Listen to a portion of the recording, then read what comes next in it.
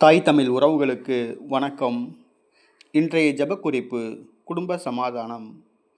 வேலூரை சார்ந்த ஒருவர் குடும்ப சமாதானத்துக்காக ஜெபிக்கும்படி கேட்டுக்கொள்கிறார். அவருக்காக நாம் ஜெபிப்போம். அவர் இந்து மதத்தை சார்ந்தவர்.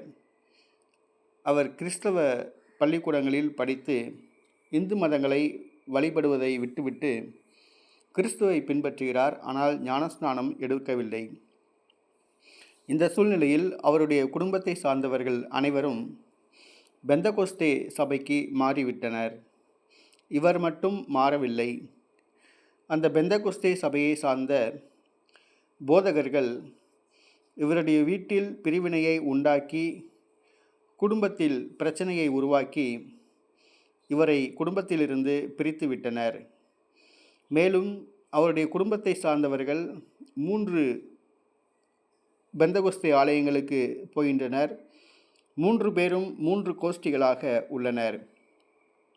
அவர்களுடைய குடும்பத்தில் நிம்மதி இல்லை.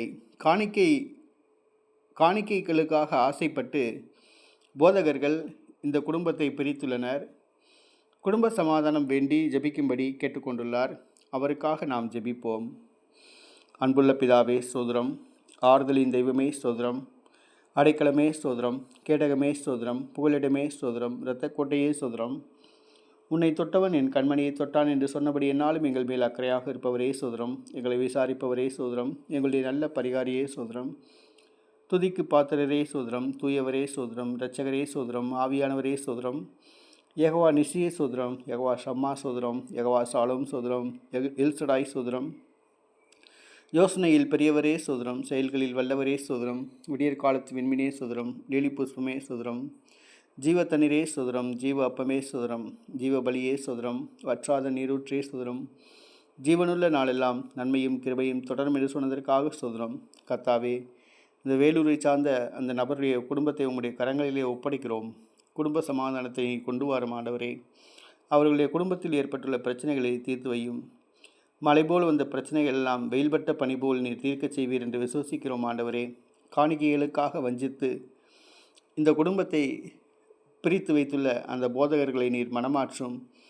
கர்த்தாவே, இந்த குடும்பத்தினருக்கு மீண்டும் நல்ல ஞானத்தையும் அறிவையும் கொடுத்து குடும்பத்திலே சமாதானமாக இணைய செய்யும். அவர்களுடைய குடும்பம் ஒரு பல்கலைக்கழகம் என்று சிறந்து விளங்க செய்யும் ஆண்டவரே. அவர்களுடைய குடும்பத்தை சமாதானத்தில் உருவாக்கும். சமாதானத்தால் கட்டும் ஆண்டவரே. ஆண்டவராகிய இயேசு கிறிஸ்துவின் வழியாக மன்றாடுகிறோம் ஜீவனுள்ள நல்ல தகப்பனே. ஆமென்.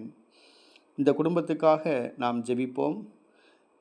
இந்த யூடியூப் வீடியோவை பார்த்து கொண்டிருக்கும் அனைவரும் அந்த வேலூர் சார்ந்த அந்த நபரின் குடும்பத்திற்காக குடும்ப சமாதானத்துக்காக ஜெபிக்க வேண்டுமென்று அன்புடன் கேட்டுக்கொள்கின்றோம்.